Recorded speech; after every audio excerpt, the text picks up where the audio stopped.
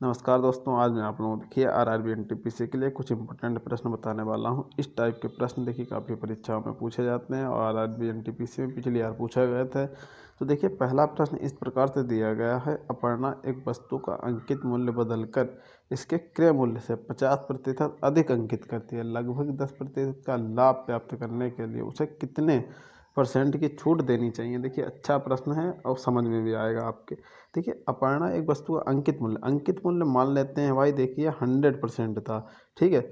बदल कर इसके क्रय मूल्य से, यानी कि अंकित मूल्य जो था, क्रय मूल्य 100% था, 50% अधिक अंकित कर दिया, यानी कि उसने 150% अंकित कर दिया। अब लेकिन लगभग 10% का लाभ, खरीदी कितने में थी, 100 में, 100 पहले रेट पड़े हुए थे, अब उन्होंने 150 डाल दिए। उसे बेचना कितने में, 110 में, 10% का लाभ ही प्राप्त करना है, तो उसे कितने में % की छूट देनी चाहिए। तो 150 उसने अंकित कर रखा है, अब बेचना चाहता है वो 110 में, तो बेचना चाहती है, ठीक है। तो कितने कम में, 40 कम में। उसने रेट कितने डाल रखे हैं, 150, ठीक है। परसेंटेज के लिए 100 लगा देंगे, ठीक है। 0 से 0 कट गया, 5 दूनी 10 हो गया, 5 तिया 15 हो गया, ठीक है। 40 दूनी हो जाएंगे 80, 40 दूनी हो जाएंगे 80। इधर कितना बचेगा भाई, 3, 3 से काट दीजिए तो कितना, 3 दूनी 6, और यहाँ पे बचेंगे 2 0 3, 2 0 3 छंग 18, 3 छंग 18, 3 छंग 18, लगभग 26.67 के आसपास कितने दिया, सत देखिए 27% दिया है। हमारा ये वाला ऑप्शन सही हो जाएगा, लेकिन लगभग में ले लेंगे, ये 26 वाला ही ऊपर पहुंच जाएगा 27, तो हमारा ये वाला ऑप्शन सही हो जाएगा। देखिए मैंने अच्छे तरीके से समझाने का प्रयास किया, फिर भी कोई डाउट है तो आप लोग मुझे कमेंट कर सकते हैं। देखिए अगला प्रश्न दिया है, एक थोक विक्रेता 1 रुपये में 7 हेयर क्लिप खरीदता है। 40% लाभ प्राप्त करने के लिए उसे 1 रुपये में कितनी क्लिप बेचनी चाहिए। भाई 7 हेयर क्लिप बेच रहा है, हेयर क्लिप बेच रहा है भाई, ठीक है।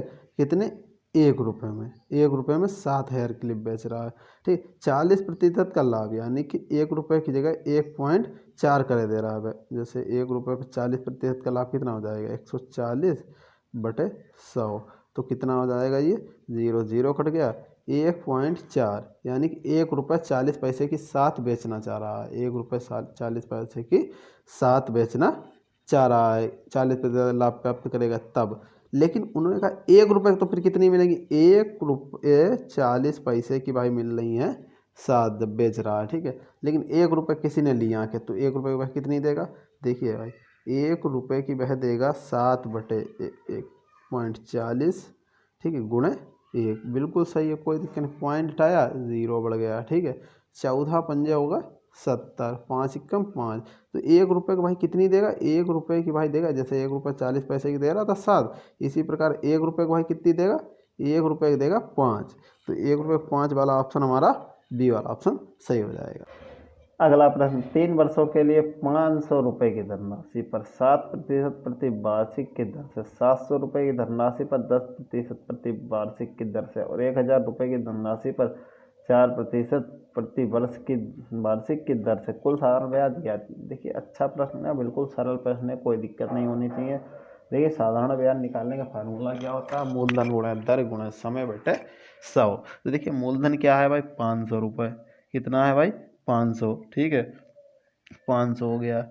अब भाई कितना है, दर कितनी है 7%, गुणे 3 वर्ष के लिए समय हो गया भाई, बटे 100, 0 0 कट गया, 5 7 35, 35 तियाँ कितने होते हैं 105। अगला भाई क्या दिया है, 700 रुपये पे, 700 पे कितना परसेंट लग रहा है भाई, 10%, गुणे 3 बटे 100, 2 0 2 0 कट गया, 7 तियाँ 21, 21 58 210, ठीक है। अगला भाई दिया है 1000 पर, 1000 पर कितना परसेंट दिया, 4%, गुणे 3, ठीक है, 3 वर्ष के लिए बटे 100, 2 0 2 0 कर 4 तियाँ 12, 12 दशावन 120। तो भाई देखिए 21 और 12 कितने हो जाएंगे, 33, 33 यानी कि 330, 330 और 105 भाई 435, 435 ए वाले ऑप्शन में दिया, ए वाला ऑप्शन हमारा सही हो जाएगा। देखिए अगला प्रश्न दिया है, गुणनफल ज्ञात कीजिए। 0.5 गुणे 0.05 गुणे 0.005 गुणे 0.500 है, ठीक है, 500। तो ये वाला प्रश्न अच्छा है, बहुत से लोग इसमें हिलक भी जाते हैं।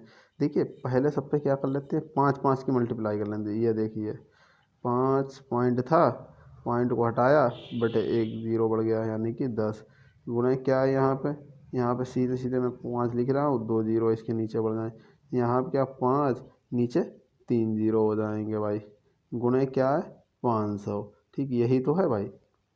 5 पंजे 25 और 25 पंजे 125 और 125 पंजे 625, 625 मैंने लिख लिया। 2 जीरो थे भाई, 2 जीरो लगा लिए, क्या दिक्कत, कोई दिक्कत नहीं। अब उन्होंने नीचे कितने जीरो हो गए, 3 2 5 और 6, 6 जीरो हो गए भाई, 3 4 5 6, 2 जीरो से ये वाले दोनों जीरो कट गए।